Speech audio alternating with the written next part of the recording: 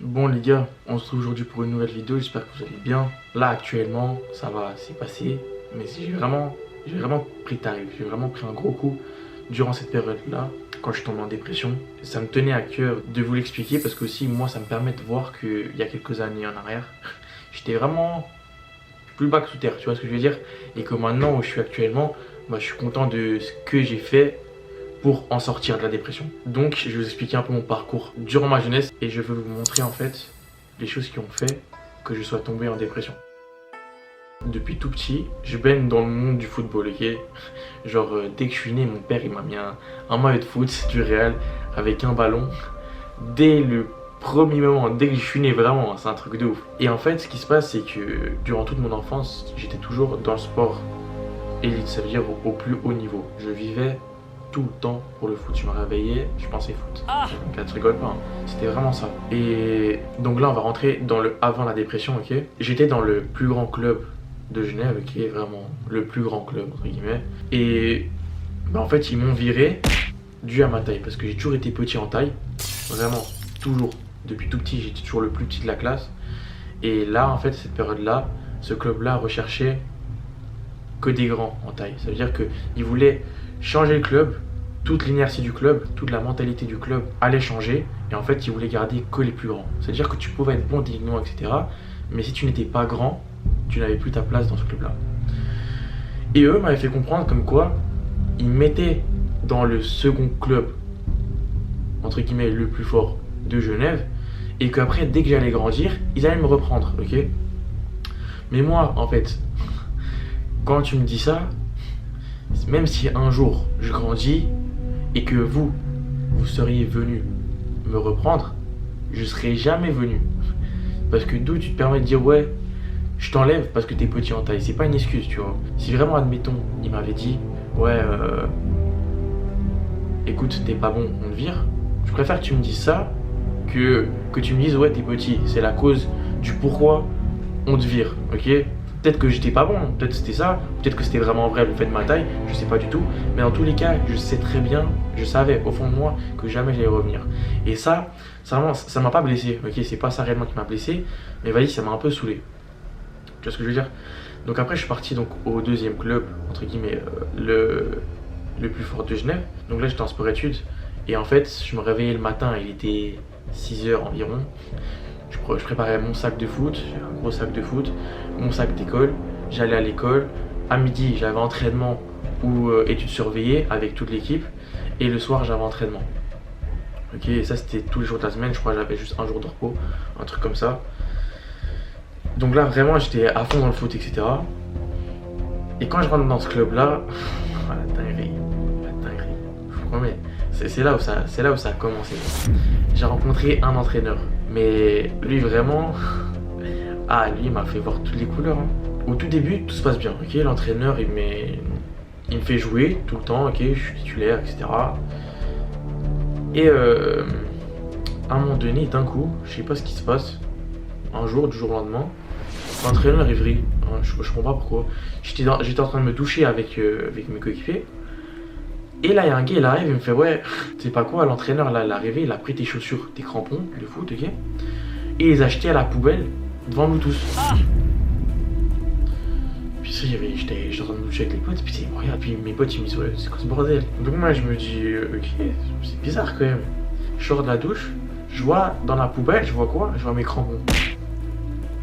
Je vous promets les gars. À ce moment-là, j'avais 14 ans. J'avais 14 ans, gros. Et donc moi j'arrive et tout, je vois ça, je prends les crampons, et là l'entraîneur il arrive. Et je lui dis ouais, vous faites quoi monsieur? Et là il fait ouais, tu sais, avec un sourire, vraiment un sourire, tu vois, il veut me blesser. Genre je sais pas s'il voulait vraiment me blesser, je sais pas à quoi il jouait, mais vraiment moi j'ai pris un coup. Tu vois. Il m'a regardé, il m'a dit ouais, pour ce que tu fais sur le terrain, ça sert à rien du tout. Et sincèrement, à ce moment-là, c'était au début, à ce moment-là, je comprenais pas en fait. Parce que le gars, il me faisait jouer beaucoup de temps, j'étais titulaire et tout, je commençais tous les matchs. Et il m'a fait ça, je sais pas ce qui s'est passé dans sa tête. Et depuis ce jour-là, bah, ça a changé. Genre, il me faisait quasiment plus jouer, des trucs comme ça. Quand je suis rentré, je vous promets les gars, quand je suis rentré chez moi, je pleure jamais, hein. Mais là, j'ai pleuré de nerfs, les gars. Je vous promets, j'ai pleuré de nerfs. Et c'est vraiment, genre là, c'était vraiment le avant. J'allais rentrer dans la dépression. J'ai vécu 2 ans dans ce club, donc j'ai fait 14, 15 ans. J'aurais pu arrêter, ok. Mais moi, je suis quelqu'un, genre, si quelqu'un il me la met à l'envers et il va vouloir me descendre plus bas que terre, ok. Moi, je suis quelqu'un où si quelqu'un il me fait chier, tu crois vraiment, je vais me laisser faire. C'était ouf. Enfin, vous êtes des ouf en fait. Donc, ce que j'ai fait, c'est que durant 2 ans, le gars, il m'a mis la misère. 2 ans, le gars, il m'a mis la misère. Il m'a mis d'autres commentaires. Il m'a lâché plein d'autres commentaires et tout. Mais je vais pas lui dire ça, rien du tout. C'était aussi hardcore. Et heureusement, que quand j'étais à l'école, j'avais 2 entraîneurs. Ok. Et eux, vraiment, eux, c'est des coups de cœur de ouf. Genre, c'était vraiment la balance du fait que, genre, avec mon entraîneur, ça allait pas du tout. Et le fait qu'à l'école, quand j'avais les entraînements à l'école, c'était le directeur technique et un autre entraîneur qui était là. Et eux, ils étaient grave sympas avec moi. Ils me taillaient pas, tu vois. Et genre, en fait, c'était une bouffée d'oxygène quand je les voyais. Parce que tout revenait à normal. Genre, je savais que quand j'allais être avec eux, ils allaient pas me dénigrer. Tu vois ce que je veux dire? Donc, quand j'y allais au foot, avec eux, en tout cas, j'avais du plaisir. Alors, quand j'y allais au foot avec cet entraîneur-là, bah, j'avais plus de plaisir. Vraiment, le gars, il m'a dégoûté du foot. Je te jure. C'est incroyable. Moi, je pensais jamais ça allait m'arriver. Hein. Mais le gars, vraiment, il m'a dégoûté du foot. C'est waouh, dinguerie. Donc, ouais, 2 ans, vraiment, j'ai pris tarif. Et là, après 2 ans, c'est là où vraiment je suis entré dans une dépression. Parce que, comme j'ai dit, toute mon enfance, toute ma jeunesse, je l'ai vécu dans le foot. Ça veut dire que je faisais que du foot. Les filles, je vous promets, hein, les filles, je m'en battais royal. Vraiment, hein, tu me mettais un ballon, une fille, même pas je regardais la meuf, hein, même pas je regardais la meuf. J'allais regarder le ballon, tu vois ce que je veux dire? Genre le ballon, c'était ma femme. Et ce qui s'est passé, en fait, comme je vous ai dit, j'ai toujours été petit en taille. Et en fait, mes muscles étaient surdéveloppés par rapport à ma corpulence, le fait que je sois petit. J'avais des muscles trop gros. Parce que je faisais beaucoup de sport, beaucoup de foot. Ce qui s'est passé en fait, c'est que j'ai eu la maladie Osgood-Schlatter, je sais pas si vous connaissez, mais cette maladie-là, c'est une maladie que tu as au genou, ça arrive à plein de sportifs. Elle est due à la croissance, ok, et malheureusement, c'est pas une durée déterminée, tu peux l'avoir durant une semaine, 1 mois, 2 mois, 3 mois, 1 an, 10 ans, 4 ans, tout ce que vous voulez. Il y a ceux qui ont de la chance qui l'ont sur du court terme et il y a ceux qui ont moins de chance qui l'ont sur plusieurs années. Et moi, ça a commencé la dernière année dans ce fameux club. C'est que durant cette année-là, j'ai commencé à avoir cette douleur-là. En fait, si vous voulez, la blessure Osgood-Schlatter, il y a un pli qui se crée entre le tibia et le genou et ça crée une bosse sur le genou. Donc, admettons, moi, je vais courir à chaque coup entre le sol et mes pieds, à chaque fois que je courais, donc, bah, j'avais le frottement qui s'empirait. Donc, plus je continuais, plus ça s'empirait et plus ça pouvait s'aggraver. Donc, j'ai dû arrêter. Et à ce moment-là, genre, c'était le moment où l'entraîneur devait se séparer des joueurs. Donc là, il me vire, ok. Là, on rentre vraiment dans la dépression. Parce qu'en fait, il y a vraiment un gros choc du fait que je faisais du sport chaque jour. Et ce qui s'est passé, c'est quand je me suis fait virer de ce club-là, bah vu que j'avais mal, je pouvais plus faire de sport, j'ai plus rien fait. Là, je rentre vraiment dans la dépression, c'est là où ça va être le plus dur. Parce que je peux plus faire de sport, je peux plus faire de foot. La chose la plus précieuse que j'avais, je l'ai plus. C'est-à-dire que tous mes repères de ma vie, j'avais plus rien. Mais vraiment plus rien. C'est comme si je venais de naître en fait, je savais plus quoi faire. J'ai switch d'école, ok. Je suis rentré dans une école où en fait je savais pas réellement ce que j'allais faire. J'ai vraiment pris cette école parce que genre l'école le plus haut, tu vois, genre t'es là-bas, si t'es le meilleur ami, etc. Dans chaque école, il y a comme des statuts, ok. Il y a genre le beau gosse, le comique, les intellos, les geeks, la racaille, des trucs comme ça. Vous connaissez, vous savez très bien de quoi je parle. Et en fait, bah quand tu es en dépression, tu as un ressenti d'invisibilité. Ça veut dire que les gens ne te comprennent pas et en plus de ça, tu as l'impression qu'ils ne te calculent pas. Ok, et c'est là que ça a commencé ma facette d'humoriste. C'est que vu que je ressentais en moi un vide et que je voyais les gens ne me calculaient pas, j'étais vraiment invisible de ma manière de penser, j'avais vraiment plus aucun amour. Ça veut dire que là, j'étais tout seul, livré à moi-même et je ne recevais plus d'amour. Alors c'était pas vrai, mes parents étaient toujours là et tout, mais moi je ressentais ça. Je n'avais plus d'amour autour de moi et j'avais besoin de cette attention. J'avais besoin de voir que les gens m'aiment parce que j'en souffrais de ça, que les gens ne m'aiment pas. Et je me suis dit, je suis gros, ok, je suis pas beau, il faut que je fasse rire les gens, il faut que je fasse le clown. Donc en fait, ce que je faisais, c'est que je suis devenu le clown de la classe pour recevoir cette affection qui me manquait, que je ne ressentais pas et que je n'avais pas envers moi. Et c'est comme ça en fait que j'ai eu cette facette de moi clown. Parce que en soi, on a des multiples facettes, ok. On en utilise plusieurs, mais on n'utilise pas toutes. Et le but, c'est de toutes les utiliser. Et moi, depuis quelques années, je travaille sur moi-même pour pouvoir utiliser toutes mes facettes et découvrir différentes facettes de moi que je ne connaissais pas. Mais bref, continuons.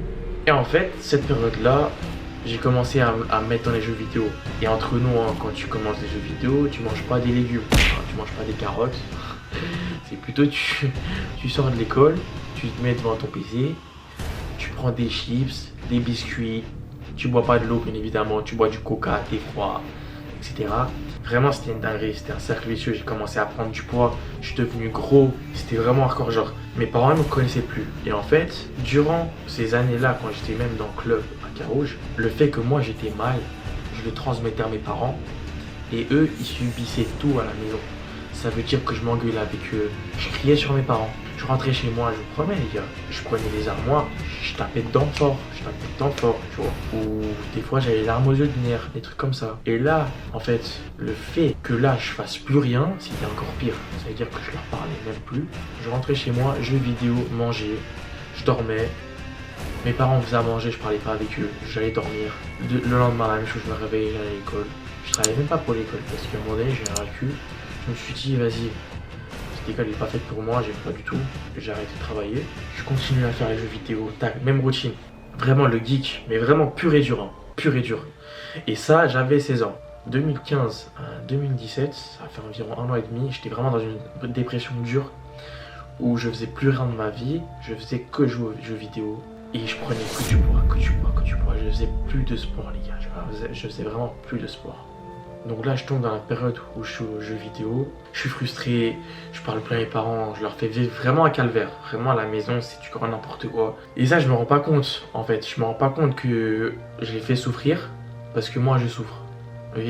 Parce que quand t'as un fils et t'as un enfant et que tu vois, il souffre, même s'il le montre pas réellement, tu sais que il y a un problème qui va pas et qu'il est mal dans sa peau. Et juste du fait que ça les fasse souffrir, mais qu'en plus, moi, j'en rajoute une couche en leur parlant mal, en leur criant dessus, c'est encore pire pour eux. Jamais de la vie ils auraient dû vivre ça.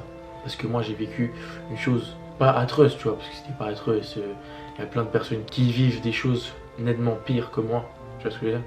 Mais moi j'étais vraiment dans une situation de ma vie grave dure. Et ça m'a grave bouffé intérieurement. Et en fait, j'ai beaucoup vécu de choses difficiles dans ma vie.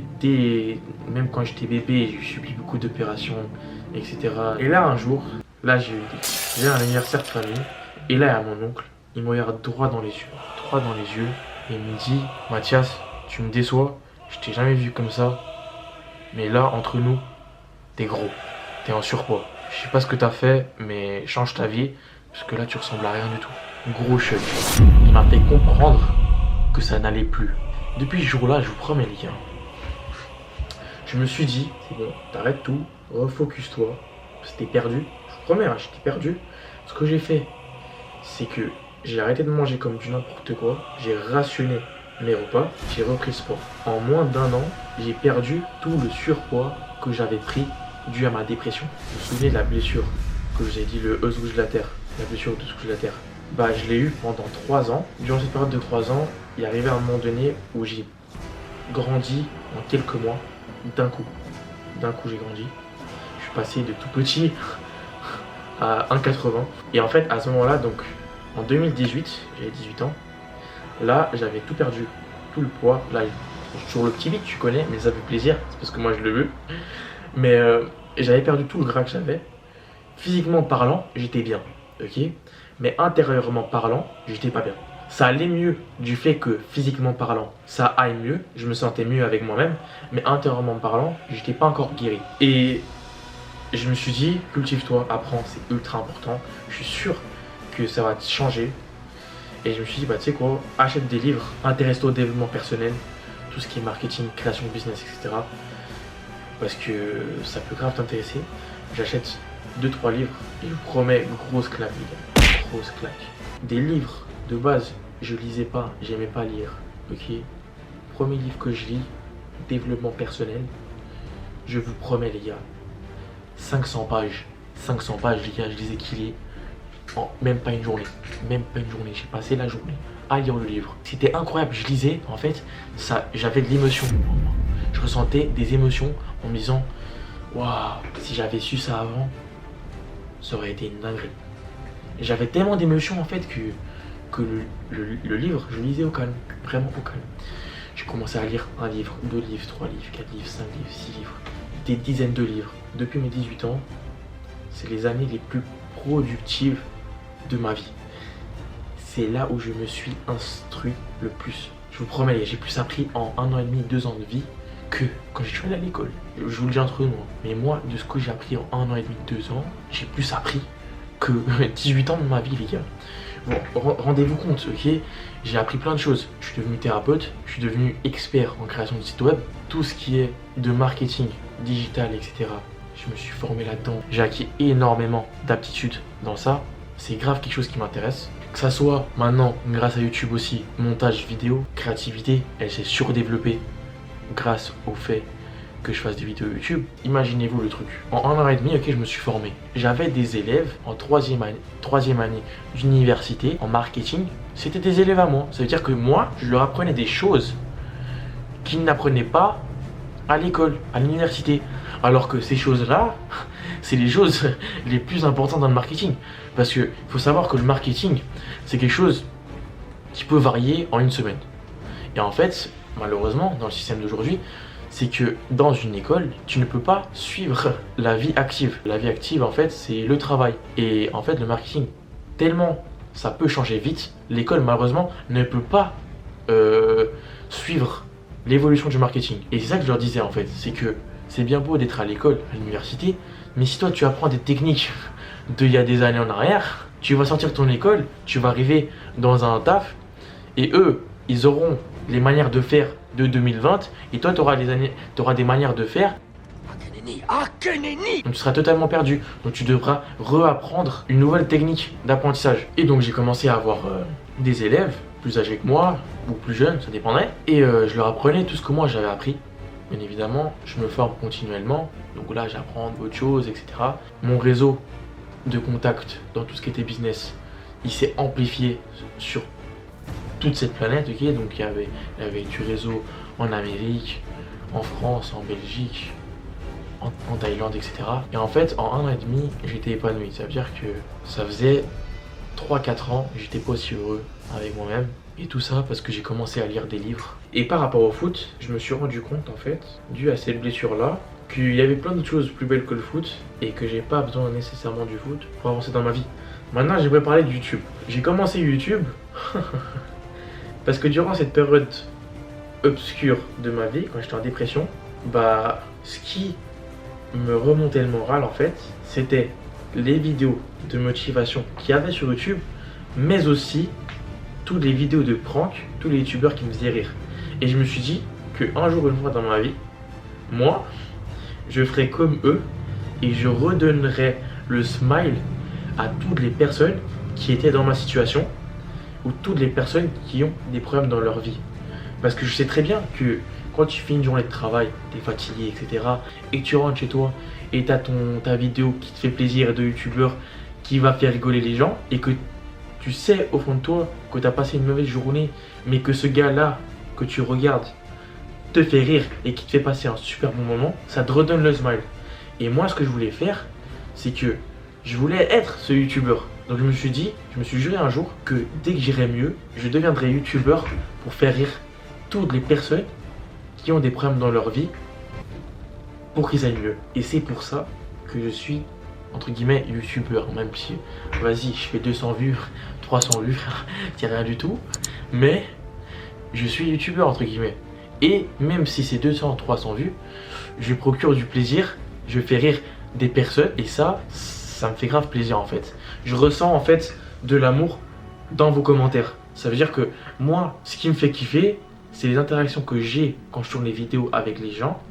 Et en commentaire, les gens qui me disent ouais, tu m'as grave fait rire, continue comme ça, etc. Je suis grave content d'avoir connu ta chaîne, etc. Et ça, c'est ce que je recherchais en fait. J'avais besoin de ressentir cet amour. Et bien évidemment, dans chaque expérience, qu'elle soit mauvaise ou positive, tu retires une leçon. Mais sachez que quand l'expérience est négative, tu ressortiras toujours plus fort. Et en fait, là, j'ai tellement, cet entraîneur-là, il m'a tellement fait du rentre dedans, il m'a tellement taillé, il m'a tellement mis la misère que maintenant, c'est rien du tout les gars sur YouTube. Et des gens ils me disent ouais mon contenu c'est de la merde. Bah gros, tant mieux frère, regarde pas ma vidéo. Écoute, si tu veux même lâcher un pouce rouge, mais frère, fais-toi plaisir. Tu veux lâcher un commentaire de haine, fais-toi plaisir. Fais-toi plaisir, tu me donnes de la force. Je te jure que tu me donnes de la force. Parce que, entre nous, l'algorithme YouTube, ça marche comme ça. Le gars regarde ta vidéo. Moins de temps tu passes sur ta vidéo, moins de force tu donneras au youtubeur. Tu vois ce que je veux dire? Donc si le gars, il regarde la vidéo, ok, mais qu'il met un pouce rouge, donc là, ça va nourrir l'algorithme. Et en plus de ça, il met un commentaire, ouais, t'es éclaté, ton contenu c'est de la merde. Il donne encore plus de force, donc ça veut dire qu'il nourrit encore plus l'algorithme. Mais frère, c'est tout bonus. C'est tout bonus, oh. Ah, moi, ça me fait plaisir, hein. Je te jure, ça me fait plaisir. Et moi, ce que je fais, c'est que des fois, je leur réponds, tu vois. Il y en a quelques-uns, vas-y, j'ai la flemme, ça me saoule, tu vois. Mais quand je vois que, genre, vas-y, la vidéo, potentiellement, elle va bien marcher, moi, ce que je fais, ah, ils mettent un commentaire négatif, je te jure, m'en fous de leur gueule. Je réponds. Je leur réponds en mode bah les couilles. Et tu sais, genre j'essaye en fait dans ce que je dis, je vais faire tout pour que eux ils relâchent un commentaire, tu vois, et que je tape la discussion avec eux, tu vois. Et eux ils ont les nerfs, puis moi je m'en bats les couilles. Mais tu sais, je rentre dans leur jeu, t'as capté? Mais comme ça, genre à la place d'avoir un commentaire, j'ai peut-être 10 commentaires en plus, juste parce que genre j'ai rentré dans leur jeu et qu'ils m'ont donné de la force encore plus. Mais sauf qu'eux ils me taillent, mais je m'en bats les couilles de ça, tu vois. Donc ça pour dire que dans chaque expérience tu retires du bon. Et sincèrement les gars, je vous promets, entre nous je vous promets, les expériences les plus compliquées, c'est les expériences où tu vas en sortir plus fort. Quand tu surmontes ces expériences là, 2-3 ans après, entre nous les gars, vous savez très bien, c'est les meilleures histoires à raconter. C'est là où tu es le plus fier. C'est bien beau d'avoir du succès et tout, tu vois. Mais dont tu es le plus fier, moi personnellement, c'est quand je suis dans une période très compliquée et que j'arrive à en sortir.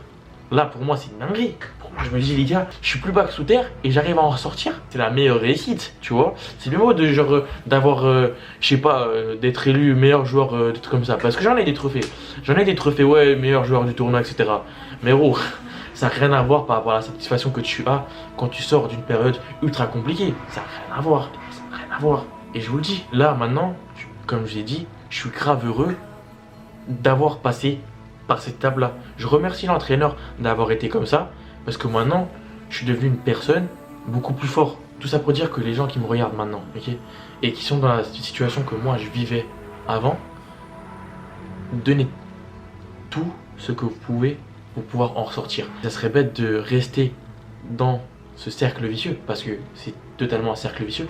Donc vraiment, donne-toi tous les moyens pour pouvoir en sortir. Et pour ça en fait, j'ai travaillé sur un gros projet. J'ai créé pour vous un module de plus de 20 vidéos pour vous expliquer comment sortir de la dépression. Selon mon point de vue, c'est pas une solution miracle, parce que la vraie chose qui vous fera sortir de la dépression, c'est votre capacité et votre envie à vouloir en sortir. Moi, ce que je peux faire, c'est vous aider et vous donner les clés pour en sortir. Mais si vous prenez pas les clés que je vous donne, vous en sortirez pas. Parce que le réel déclencheur du je vais sortir de la dépression, c'est vous, c'est pas moi. Mais par contre, j'ai fait de mon expérience plus de 20 vidéos en vous donnant mes choses à faire, mes actions à faire pour pouvoir sortir le plus rapidement de la dépression. Ce module-là, il donne des conseils sur la dépression, mais ça peut aussi donner des conseils sur tous vos problèmes dans la vie, en fait. Si vous voulez, quand vous allez voir ces vidéos, quand vous aurez vu toutes ces vidéos-là, vous allez savoir sortir de chaque situation problématique dans votre vie, que ce soit la dépression, un deuil ou plein d'autres choses. J'ai fait vraiment en sorte que ça ne soit pas fixé que sur la dépression, mais que ça vous serve aussi dans votre vie de tous les jours. Si vous êtes intéressé à avoir ce module-là de plus de 20 vidéos, n'hésitez pas à venir me contacter sur Instagram. Mais comme je vous ai dit, c'est pas une solution miracle. Ça n'existe pas, ça. J'ai pas envie de vous vendre du rêve en mode tu regardes ces vidéos, c'est bon. Dépression finie. Non, ça c'est trop facile, ça les gars, c'est trop facile. J'ai toujours dit, tout ce qui est compliqué, quand tu en sors de cette complication, c'est encore plus beau. Mais comme j'ai dit, la seule personne qui peut changer votre vie, c'est vous. J'espère que vous avez kiffé cette vidéo. N'oubliez pas de prendre soin de vous. Et on se retrouve mercredi pour une prochaine vidéo, 18h, tu connais. Allez, ciao!